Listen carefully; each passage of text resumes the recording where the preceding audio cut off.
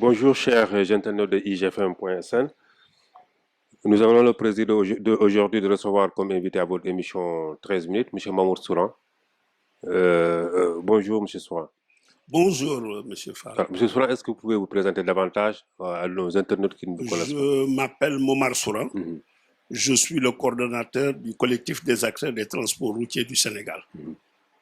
Alors, M. Souran, il y a 2 jours exactement, il y a eu un accident qui s'est passé à Kaolack, plus exactement en centre-ville. Un camion du Malien aurait marché sur un taxi sénégalais et le bilan était très lourd, 4 morts sur le coup. Globalement, comment est-ce que vous avez vécu cette situation, vous, en tant qu'acteur du transport? Oui, c'est toujours douloureux quand il y a mort d'homme. Mhm. Mais nous sommes des croyants. Nous sommes obligés de nous conformer à la volonté divine. Il ne l'aurait pas voulu, il n'y aurait pas eu d'accident. C'est ma forte conviction. Et je pense que le chauffeur malien aussi, en étant sur la route de Kaolack, voulait avec son chargement rentrer paisiblement chez lui, retrouver sa famille. Il y a eu un accident, c'est malheureux. Il y a eu des gens qui sont intervenus, pas de la bonne manière, parce qu'aucun citoyen n'a le droit de se faire justice eux-mêmes dans un pays organisé. Mais ce que je puis assurer à mes frères de la CEDEAO, c'est que ces gens qui ont commis ces actes, ce ne sont pas des acteurs du transport. Et nous-mêmes, Sénégalais, on est parfois victimes de ces choses. Combien de fois on a incendié des cars et des camions qui appartenaient à des Sénégalais et qui avaient eu à commettre des accidents?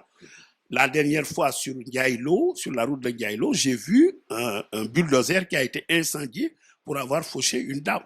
Mais là, ça convoque la responsabilité de l'État, qui a quand même le rôle de garantir la sécurité des biens et de veiller à ce qu'aucun citoyen ne fasse sa propre loi. Il est vrai que les gens ont mal communiqué, ils nous ont parlé de camions maliens. Moi, je dis que c'est des camions de la CEDEAO. Le Mali et le Sénégal sont parties intégrantes de cette communauté. Il ne doit pas y avoir de différenciation. C'est mon sentiment. Il est vrai que les Maliens ont riposté. J'ai eu les dégâts ce matin. On m'a parlé des dégâts. C'est 132 camions caillassés. C'est malheureux parce que c'est des acteurs du transport qui étaient partis gagner leur vie et qui vont devoir réinvestir et cela plombe l'économie de la CEDEAO. Parce que si les camions ne transportent pas de marchandises, le transporteur ne gagne pas de l'argent, mais les populations en souffrent. Donc, celui qui a caillassé le véhicule n'a pas compris que c'était toute une chaîne dans laquelle le camion était peut-être au milieu, mais qu'il y avait des destinataires. Mais le problème fondamental, c'est que nous sommes dans un espace économique. Et ça, il est normal que les dirigeants le comprennent. Vous ne pouvez pas maintenant, dans l'espace CEDEAO, vouloir toujours parler de Mali sénégalais. Nous, on l'a toujours dit, on l'a dit au Mali, il faudrait que les États pensent à mettre en place un Conseil national de transport de la CEDEAO. Et de grâce qu'ils mettent un acteur à la tête de cette institution. Avec tous les acteurs de la CEDEAO, on doit réfléchir pour mettre en place des lois et règlements encadrant le secteur du transport dans les différents pays. Pour que moi, de la région du Sénégal, parce que je considère le Sénégal comme étant une région, quand je suis à Bamako, que je puisse y effectuer ma visite technique et tous les services afférents aux véhicules. Et c'est ça vraiment la véritable intégration. On a plaidé pour une carte grise CEDEAO. On a vu aujourd'hui qu'on a raison. Si c'était une immatriculation CEDEAO, on n'aurait pas parlé de Sénégal ou de Mali. Quelqu'un qui dispose d'un passeport CEDEAO, d'une carte internationale CEDEAO, il doit pouvoir disposer d'une carte grise CEDEAO. L'intégration, c'est les peuples qui font ça. C'est les États qui font les lois qui doivent encadrer, mais il est normal qu'ils parlent aux acteurs. Ce Conseil national dont on parle, on voudrait qu'il soit un interlocuteur des chefs d'État. Parce que le transport est quand même assez important dans l'intégration des peuples. C'est nous qui transportons les marchandises, c'est nous qui transportons les personnes. Donc, il est important qu'on puisse parler aux chefs d'État qui prennent en compte nos préoccupations et qu'ils nous mettent en place des règlements pour que moi, Sénégalais, je puisse être très à l'aise au Burkina ou à Bamako. Mais ce qui s'est passé est regrettable et malheureux et convoque la responsabilité de nos États. Responsabilité de nos États, mais aussi responsabilité aussi des acteurs, notamment des chauffeurs qui parfois vraiment ne font pas preuve de responsabilité sur les routes. Je suis tout à fait d'accord. Par exemple, mais moi, mon problème, et sur ce problème, je vais être à équidistance entre les acteurs et l'État du Sénégal. Vous savez, quelqu'un, il a le permis aujourd'hui, demain, on l'autorise à aller conduire un camion. S'il ne fait pas d'accident, c'est ce qui est miraculeux. Oui, bien sûr. Non, nous, on a dit à l'État du Sénégal, il y a ce qui se faisait avant.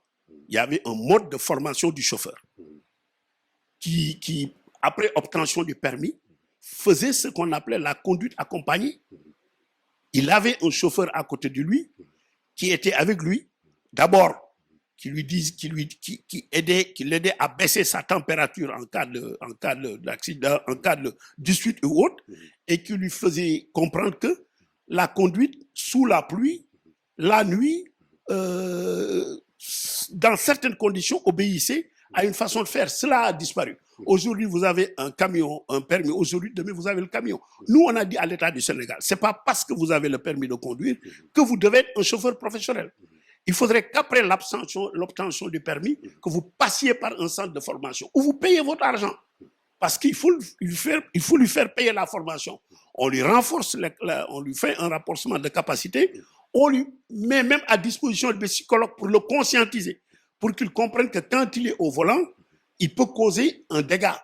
Parce que la responsabilité, on n'en est pas avec. Mais il y a une absence totale de formation. Et l'État, les différents États ont la responsabilité de s'assurer que quand quelqu'un est au volant, c'est un bon chauffeur, même si nous nous embauchons.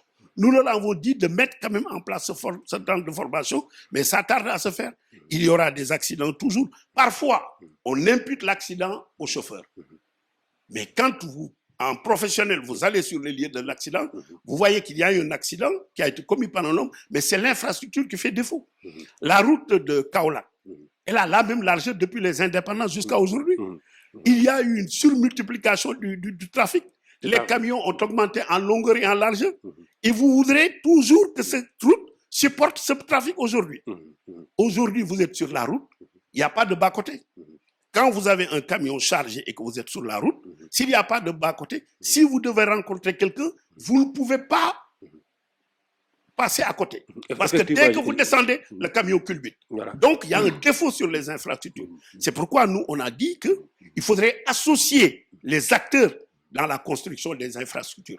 Il n'y a pas d'aire de repos. Il n'y a rien qui est fait, en fait, pour prévenir les accidents. Depuis que vous avez entendu parler d'accidents, on a parlé de tolérance zéro, on a parlé de ceci, ça a servi à quoi? Rien du tout. Donc, je ne disculpe pas les chauffeurs. Mais il y a une forte responsabilité des infrastructures là-dedans. Le trafic a augmenté, les infrastructures sont restées comme aux indépendances. Il faudrait revoir les infrastructures. Quand on va aller vers le développement, écoute, ça a un coût. Quand vous allez sur la route de Kaolack, il y a plus de 300 camions qui passent, et en centre-ville. La logique voudrait qu'il y ait un contournement. Voilà, c'est ça le problème. On n'a pas de pouvoir. Pratiquement, c'est l'axe le plus fréquenté. On n'anticipe pas au Sénégal. Voilà. Et ça, c'est le mal de l'Africain. On n'a pas de vision prospective. On attend qu'un problème se passe et que tout le monde sorte. Aujourd'hui, le grand débat, c'est de faire comment, pour qu'on ait des infrastructures adaptées, comment faire pour que les chauffeurs puissent être de bons conducteurs une fois au volant. Mais depuis qu'on en parle, rien n'est fait. Vous, vous êtes journaliste. Si vous voyez une seule solution qui a été proposée par l'État et qui a impacté, vous me le dites. Nous avons dit que vous n'avez pas les instruments déjà pour pouvoir éradiquer les accidents. Il faut un laboratoire d'accidentologie. À chaque accident, vous savez si c'est l'homme, si c'est l'infrastructure. Et ce n'est qu'en connaissance des différentes causes des accidents que vous pourrez arriver à élaborer des stratégies pouvant les éradiquer. Mais à chaque fois, on dit c'est le chauffeur, parce que le chauffeur, c'est le maillon faible de la chaîne. Mais l'État a une responsabilité. Les infrastructures ne sont pas adaptées. Même si elles sont neuves, elles ne sont pas adaptées. Ça ne sert à rien de faire des routes qui ne sont pas adaptées aux réalités. Il y a les infrastructures, il y a la responsabilité humaine, mais aussi la responsabilité technique. Parfois aussi, les camions sont aussi d'un autre âge. Vous savez, quand vous me le dites, je vous le concède. Mais historiquement, ces camions étaient neufs. des indépendances à aujourd'hui, il y avait deux sociétés qui étaient ici, la Sogeca et la Sonaga. Et le transporteur, il allait acheter son véhicule. Mais avec le temps, il fallait mettre en place des lois et règlements pour garantir à l'opérateur la sécurité de ses investissements. Aujourd'hui, la seule garantie pour faire de l'argent, pour faire du transport, c'est d'avoir de l'argent. Vous avez des cimenteries qui achètent 100 camions qui font leur propre transport, qui vont livrer à Kédougou, à Bakel. Vous avez les entreprises de BTF qui font leur transport. Donc, vous, en tant que professionnel, vous n'êtes pas dans un marché qui vous permet d'aller acheter un véhicule. Bon, l'État nous parle de renouvellement.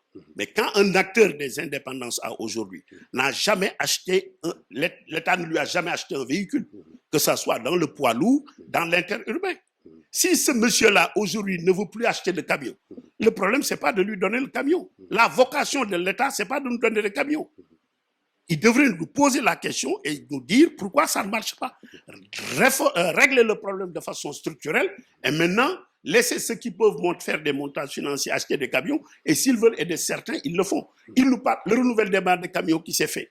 Moi, j'avais dit que ça ne marcherait pas, et ça ne marche pas. Pas parce que les gens ne veulent pas payer, parce qu'ils ne sont pas dans cet environnement. Au niveau de l'hydrocarbure, les gens achètent des véhicules neufs. Mais parce qu'on ne fait pas le transport là-bas comme on le veut. Quand vous avez une usine de ciment qui a 100 camions, 50 tonnes par camion, 5000 tonnes d'enlèvement par jour, mais le commerçant, il passe à côté. L'autoroute Ila Touba, c'est presque 400 et quelques milliards. Le transport, il doit être entre 5 et 10%. On a autorisé l'opérateur chinois à acheter un véhicule en hors taxe hors douane, à avoir en hors taxe hors douane tout le matériel afférent à l'exploitation du véhicule pendant la durée du chantier. Mais pendant que M. Fall a acheté son camion et qu'il paye en tout taxe, comment voulez-vous que le Chinois l'utilise? Il n'est pas compétitif. Ou le Chinois va lui dire, tu vas travailler pour moi, mais il va lui payer le prix qu'il veut. Donc, c'est tout un ensemble, ces vieux véhicules qu'on voit. On les discrédite, mais personne aujourd'hui, je mets un défi, quelqu'un qui me dit je peux acheter un véhicule neuf et le rentabiliser. C'est à l'État maintenant de se dire qu'il y a un dérèglement structurel et de revenir en arrière. Il y a une loi d'orientation aujourd'hui sur le transport.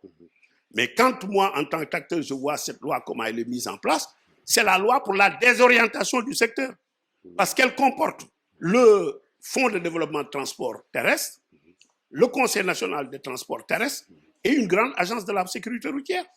Avant de mettre en place le Fonds de développement de transport terrestre, il aurait fallu mettre en place le Conseil national des transports terrestres.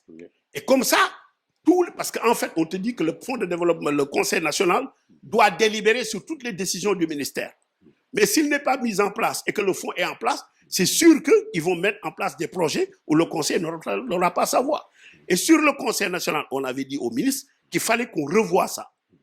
Puisqu'il est créé par décret présidentiel, que le Conseil ait dans ses prérogatives le pouvoir de saisir le président de la République en cas de désaccord avec le ministère.